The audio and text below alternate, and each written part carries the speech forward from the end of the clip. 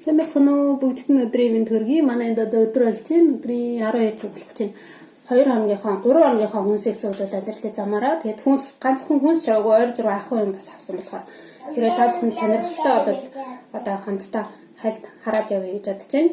Тэгээд манай сүүлийн үед хог сортолж хайдаг болж байгаа манай дүүрэгт. Тэгээд би аль болох юм гэлгарууд баг хэрэглээгээд гэрээсээ удаа авч явж байгаа гэртээ байгаа.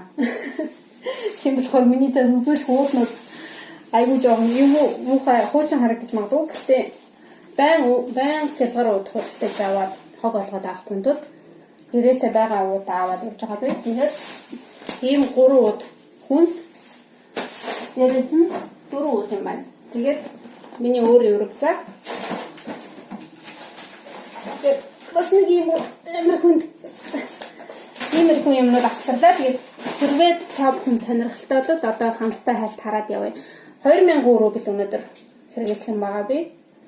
Авсан хүнсний бүтээгдэхүүнүүд. Тэгэхээр юунаас эхлэх вэ гэхээр хамгийн эхлээд жимс ногооноос эхлэе гэж бодож байна. Яагаад гэвэл манай цуслан дээр өөрсдийн жимс ногоо ургаж байгаа. Тэгээд маш цөөхөн жимс ногоо авсан байгаа учраас яг цуслан дээр ургаагүй те өөр эдмээр байгаа өөр төрлийн ногоонуудаас хальт харуулъя. Тэгэхээр сонгон манай цуслан дээр зөвхөн сонгон тарьдаг байгаа.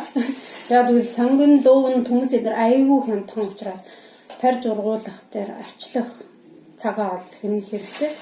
Шаардлага байхгүй гэж боддог би. Тэгээд сугуун бид нар бүгд мэдээж хүнсний байгаа учраас гадуур уултаа байгаа тусдаа хитгэж хэргийн улаан слив амсаж үүсдэг би авсан байгаа. Манайх өөрсдөө цуслан дээр энэ жил хүрээ слив ургасан учраас улааныг амсаж үзье гэж бодож авсан. Тэгээд перец чинжүү цуслан дээр ургаж байгаа. Гэхдээ яг ийм төрлийн том чинжүү байхгүй. Манайд ийм гонжгор урт ногоон чинжүү ургаж байгаа. Тэгэхээр би ийм чинжүүг нэ санагдаад өнөөдөр цэвэ чийдий гэж бодоод авсан. Тэгээд помидор ийм помидорнууд одоо маш хямдхан хилэн 30 рубль 40 рубль гэж байгаа. Одоо яг сезон болсон байгаа учраас идээд байгаараа гэдэг үе байгаа. За тэгээд цаашаа бананууд хийхээшээ яг бол манад маш их алим байгаа учраас сунгаас авчирсан алимнуудаа идэж дуусгах хэрэгтэй.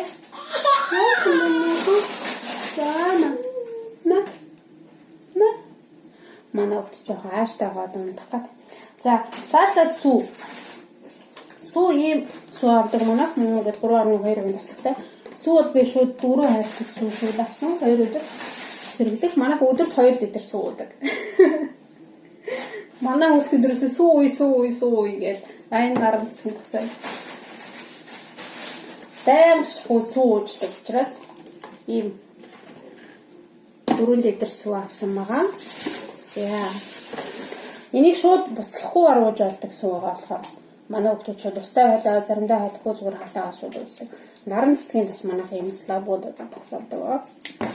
За, ерөнхийдөө би нэг бүрийнх нь үнийг хэлж аваад явах та. Ерөнхийд нь 2000 рубль яг үрсэн шүү. Энэ бүх харуулж байгаа юмд. Тэгэхээр та багцаагаар гээд ойлгоно жишээлбэл өндөг 50 рубль ч юм уу те 10 ширхэг.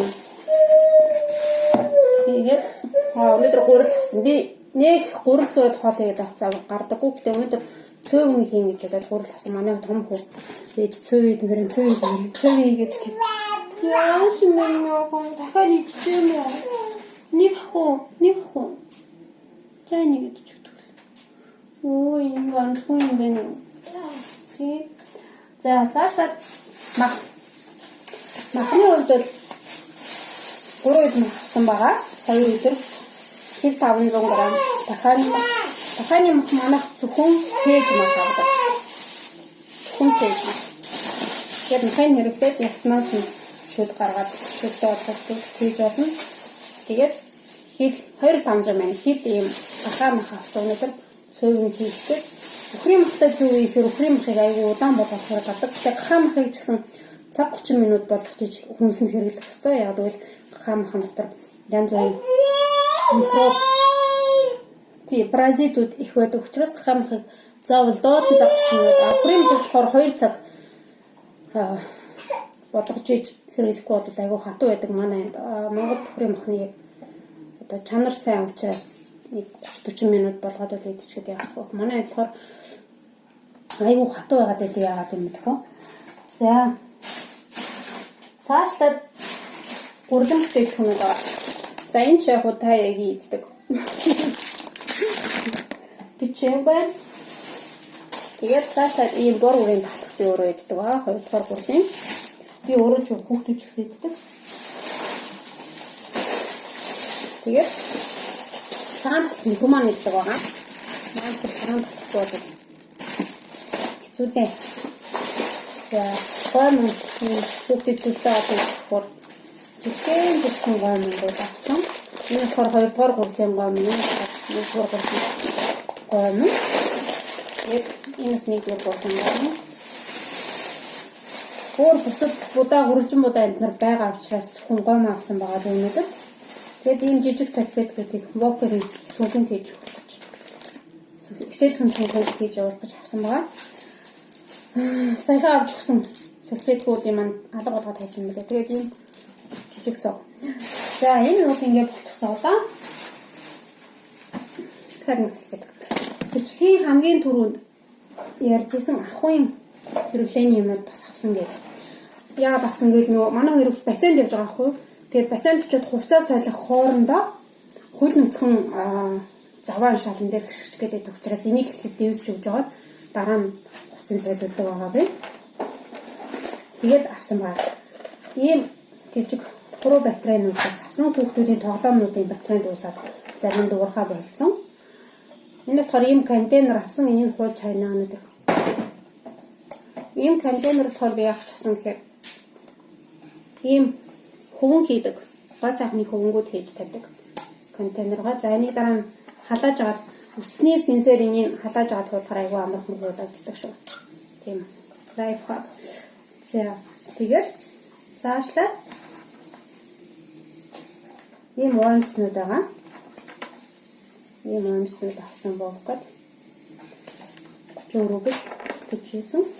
Тэгээд энийг ийм хурган цэцгийн сав авсан. Би ийм цэцгийн савнуудад айгүй дуртай.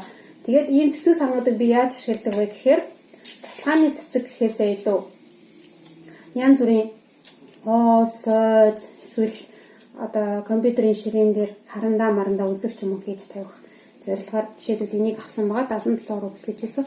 Сонь өдөрмөдөр 55 рублийн дэлгүүр ороод энэ ахуй хэрэглээний юмнуудыг авсан байгаа. Тэгээд тийм болохоор зарим юм нь 77 рубльтэй, зарим юм 99 рубль гэдэг fix price гэдэг дэлгүүр. Ийм хавчаанууд айл дээр авъя гэж хэлсэн басаа. Тэр 55 рублийн дэлгүүрт байдаг юм бөөнөрөө саяны батарейнууд ч гэсэн зөндөөс гэсэн. Тэгсэн бэл уурт авсан байгаа. Шал угаадаг. Тайгад нэг юм оомс авсан. Тайгасан коёс би сайхан оомс тэрхөө гэдэг хичээлийн шинжилгээ эхлээс өмнө зөндөө юм авсан учраас зүгээр энэ оомс айгүй хөрх энэ дээр спорт гэж бичсэн. Хөрх самтад харна авсан. Тэр яг нэг пупси ягаан өнгөтэй биш юм гоё нюд ягаан өнгөтэй. Ийм оомс би юусэн нэг болж харж байгаагүй. Хайр хүрээд авцээ. За ингээд болцсон байна. Сая энд нэг сав ийм савнууд би өмнөх fix price орохдоо том томыг авсан байгаа хүүхдийн үзэг харандаа хийхэд. Тэгээд энэ болохоор 8 рубль гэж илүү 9 рубль гэж илүү айгүй хямдхан. Энэ савн болохоор би өнөөдөр тэр юугаар хийж тавих гэж байгаа. Аяг шанаг угаадаг борлоо. Тэгээд төмөр зүгтгөр энтрийг хийж тавих гэж байгаа. Иймэрхүү бүтээгдэхүүнүүдийг би өнөөдөр 2000 рубль тааруулж авсан байгаа. Тэгээд энэ бичлэгийн маань зорилго яг ч юм бичлэг гэж байгаа юм бол Монгол Орос хоёрын хоорондын үнийн зөрөө харьцуулахыг хичээсэн. Тэгээд би нэг дөнгүү бас хүүхд хажууд байгаа болохоор та нар ойлгох харьцуулаад ярих боломж байсангүй.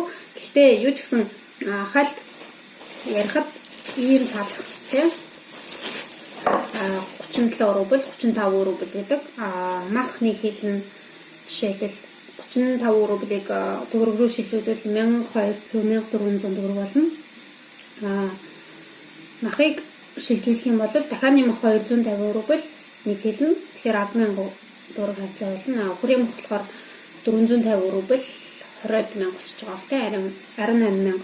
Гахааны мөх болохоор арай хямдхан 270 290 рубль. За 300 рубль байж тод 12,000 төгрөг хавцаа.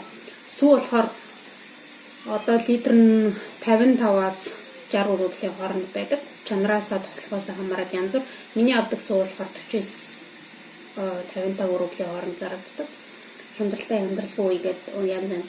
Тэгэнгүүт нэг 2000 хавцаа олж байна. Тэгээ тарагч гэсэн тэр хавцаа цэцгий 500 г нь бас тослогоос хамаарат янз бүрийн үнэтэй. Гэхдээ бас нэг 70 рубль 80 рубль гэдэг байгаа. 3-4 төгрөг. Тэгэхээр ерөнхийдөө нэг иймэрхүү. Би бол Монголоос арай хямдхан байгаа гэж бодож байгаа. Энд хүнс сүүн бүтээгдэхүүн, махан бүтээгдэхүүн хамгийн сонирхолтой нь ягаад Монголоос хямдхан байгааг би ерөөсөй ойлгохгүй байгаа. Ягаад гэвэл Монголд өөрсдөө үйлдвэрлэдэг хэрнээ энтхээс үнэтэй. Мэдээж чанарын хувьд тэнд илүү байж магадгүй. Гэхдээ энд Оросууд сүүн бүтээгдэхүүн, махан бүтээгдэхүүнүүдээ голцоо Беларусаас оруулж ирдэг. Тэгээд энэ хажуудах сосед орнуудаас оруулж ирдэг байгаа. Хэрнээ манай Монголоос ерөөсөө орж ирдэггүй, чанарын шаардлага хангадаггүй гэж сонсон. Гэтэ би нарийн судалж яг үзээгүй шүү. За нэг иймэрхүү өндөг бид рүү хэлсэн 54 рубльгээр тэгээд иймэрхүү бичлэг ойр дараагүй байгаа учраас би шинжилж оруулж байгаа. Өмнө нь гэхдээ орж исэн бичлэг байгаа. Шинжилж оруулж байгаа гэдгийг ойлгоорой. Тэгээд хэрэг та бүхэн сонирхолтой байсан бол лайк дараарай. Сонирхолтой байсан бол дизлайк даасан ч яах вэ? Бичлэг байнга үздэгт баярлалаа. Дараагийн бичлэгээр иргэд уулзцгаая. Баяртай. Удахгүй дахиад шинэ бичлэг ингээ бодсон байна.